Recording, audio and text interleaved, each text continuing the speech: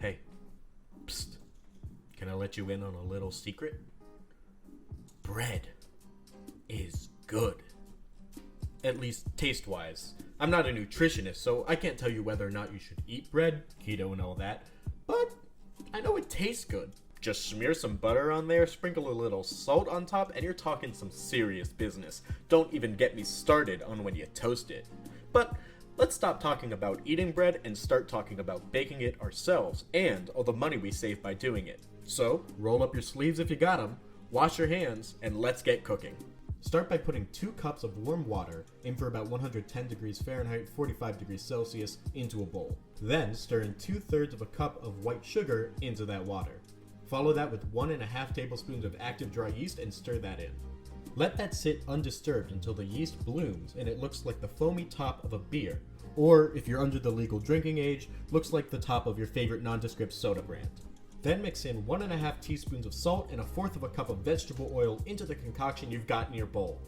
Then, 1 cup at a time, throw in 6 cups or 750 grams of bread flour. Between each cup, try your best to get the flour fully incorporated. Now you just need to knead. So knead. Once the dough comes together into a smooth mass, oil up the dough and your bowl and toss a damp towel over top of it. Let that rise for 1 hour or until the dough is doubled in size. Once the hour has passed, punch your dough down like you've got an anger issue just to get all the air knocked out of it. Knead for just another 3 minutes or so, and then shape it into a loaf and prep your loaf pan. Preferably you'd be doing this in a 9x5 pan, but I won't judge you if you're doing it in a 9x6. Here's a pro tip. Put parchment paper in the pan with 1 inch of overhang, folded over the edge, for easy loaf retraction once this is all done. Oil the whole vessel up and place your dough seam side down into the pan. Now just loosely cover and let it rise for another 30 minutes. Gently place your dough into a 350 degree Fahrenheit or 175 degrees Celsius oven for 30 minutes.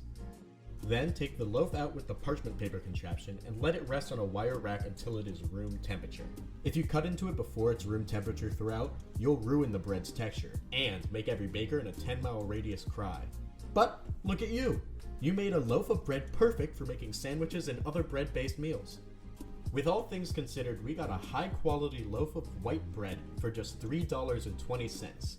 And yeah, that's more expensive than Wonder Bread, but it also tastes a heck of a lot better than that too. Looking at similar quality brands from the more bougie stores, you save $1.59. And let's not forget that this loaf was just 4 ingredients, and one of them was water. Unlike the loaves you get at the store, which are chock full of preservatives and other things you really don't want in your system. And that's just one way to make bread.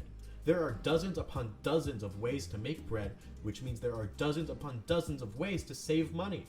Subscribe to Frugal Foods, and you'll be seeing some of those soon. Whatever you do, stay fresh.